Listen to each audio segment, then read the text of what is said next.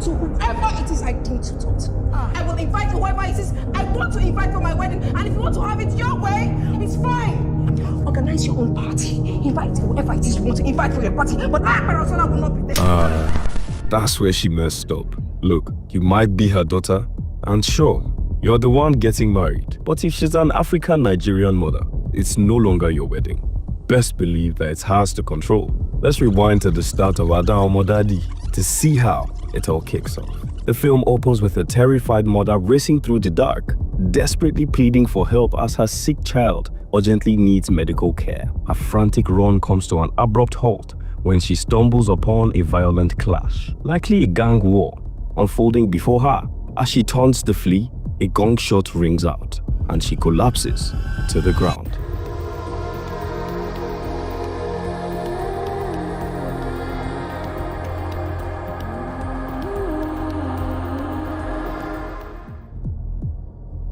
The scene shifts to this lavish home of a wealthy Yoruba family. Mr. Bankole, the father, lives happily with his wife, Ireti, their two daughters, Berusola and Farah, who streams their daily lives to her thousands of followers, and their son. Despite his riches, Mr. Bankole cherishes the joy of a close-knit family. Conscious of his advancing age, he decides to appoint Berusola as the new managing director of his factories, and overwhelmed with excitement, she eagerly shares the news with her boyfriend, Victor, who suggests they celebrate later that evening. When they get to the restaurant, Victor surprises Berusola with a marriage proposal. How sweet! She's overjoyed and says yes. He also gives her a car as a gift, which she loves. Meanwhile, Farah streams all the happy moments online for her followers, and back home, Berusola tells her parents the big news. Her mom, Ireti, gets emotional and starts blessing her with kind words, a mother's touch. At the same time, one of Farah's viewers is so caught up watching that she doesn't hear her dad calling her. Annoyed, Ifeanyi, the dad, takes her phone and looks at it. He suddenly recognizes Ireti on the screen. For some reason, this makes him decide to travel to Lagos with his daughter, Ezinne.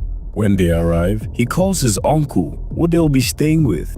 During the traditional marriage ceremony between Berusola and Victor, Ireti gets a surprise call from none other than Ifeanyi, a call that leaves her edged and fixated on the phone most of the time during one of the happiest moments of her life. The question is, what does Ifeanyi want? But before we answer this question, please like this video as it helps our YouTube algorithm and recommend it to other movie lovers just like you. Now let's continue.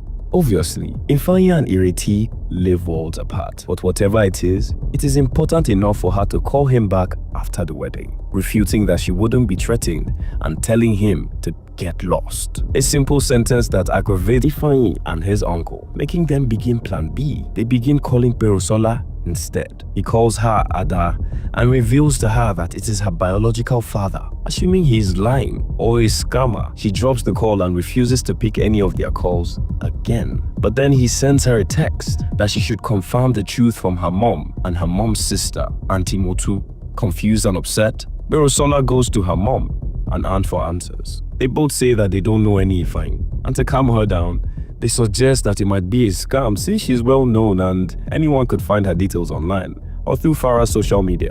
I mean, her sister is an active influencer. Berusola thinks this makes sense and decides to leave. But as soon as she's gone, the two women admit to each other that they do know Ifeanyi and he is trouble. They decide to pay him a visit at his uncle's house to deal with the problem. Ifeanyi's demands were simple. He wants his daughter back. He's laying claim to Berusola. But that's funny, because this is a child he didn't help raise after the dissolution of their marriage. However, he believes that they are still legally married, while Ireti counters that her family returned his bride price to his uncle. They threw abuse at each other the entire time and consequently failed to come to any resolution. Following their failure, Ifeanyi and his uncle begin Plan C. They sent childhood photos of Berusola to her workplace. She looked through them and noticed that one of them was torn in half. She remembered the other half was at home, a picture of her, her mom, and Ifeanyi. And when she put them together, they matched perfectly. This reminded her of when she had asked her mom for her baby photos, and her mom lied, saying the photographer's studio burnt down. Nothing made sense anymore. Feeling lost, she talked to Victor, who convinced her that the only thing left to do was confront her mom. There was no more lies to tell. Ireti assures Perusola that Bankole was her father, but Perusola was more concerned about whose blood flowed in her veins. Ireti confirms that it's Ifeanyi's. She tells her daughter how she kept this knowledge from her to protect her and give her a meaningful life. She broke down and began recounting how she met Ifeanyi during her NYSC. At first, he was just a neighbor, but over time, they grew close, perhaps too close.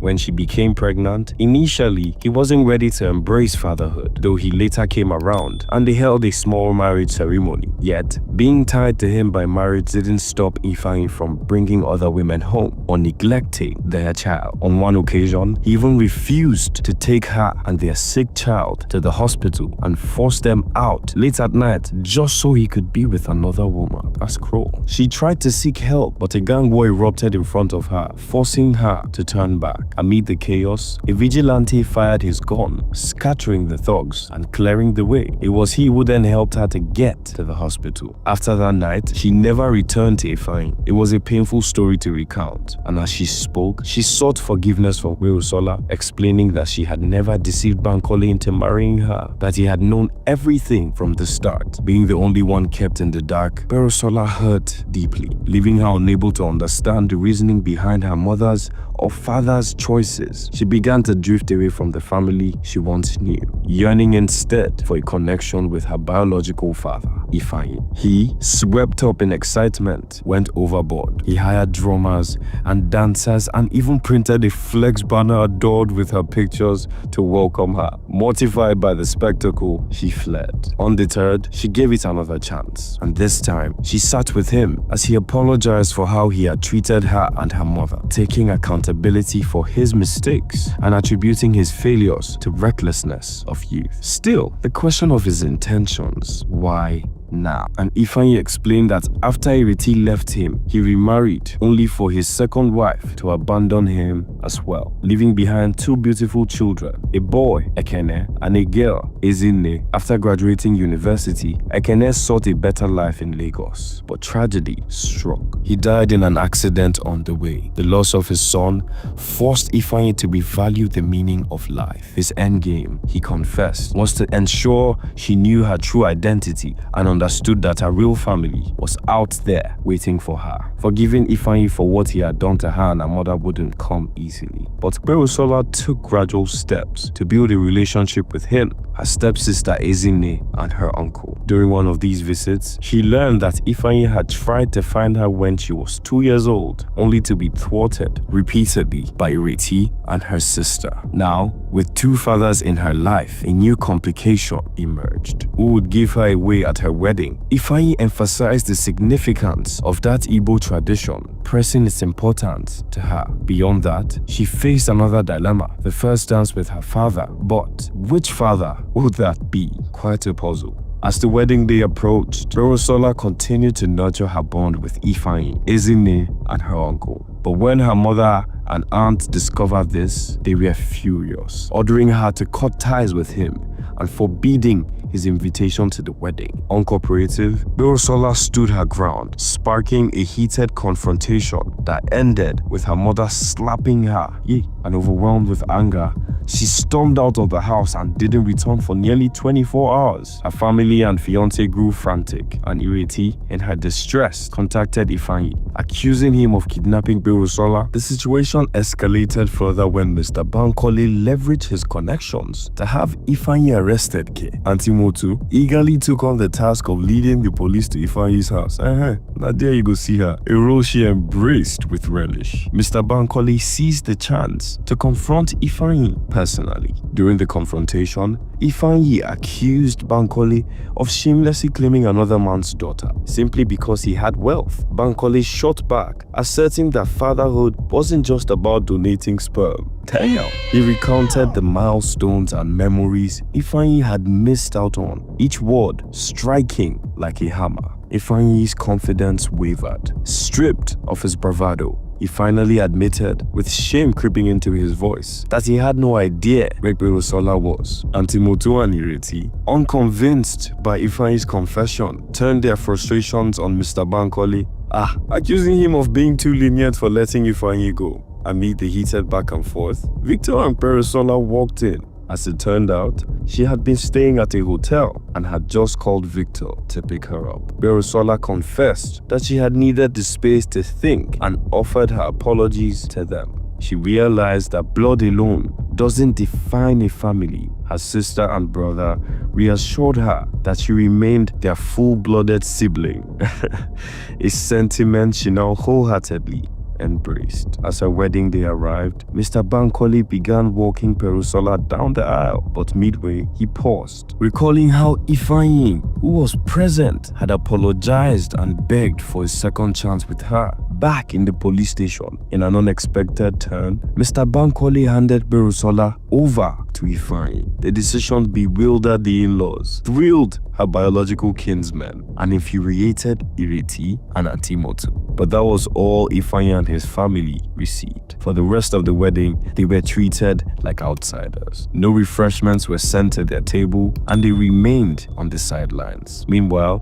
Berosola shared her father-daughter dance with Bankole, thanking him for giving Ifeanyi a second chance. Despite the shame and humiliation, Ifeanyi found the courage to kneel before Ireti and beg for her forgiveness. A difficult step for him, but one she chose to grant. From then on, the celebration was nothing but joy. Both families came together, dancing and rejoicing, surrounded by friends and well-wishers. And with that, we reach the end of Ada Omodadi. If you enjoyed this recap, don't forget to like and subscribe for more of our entertaining weekly recaps. Bye!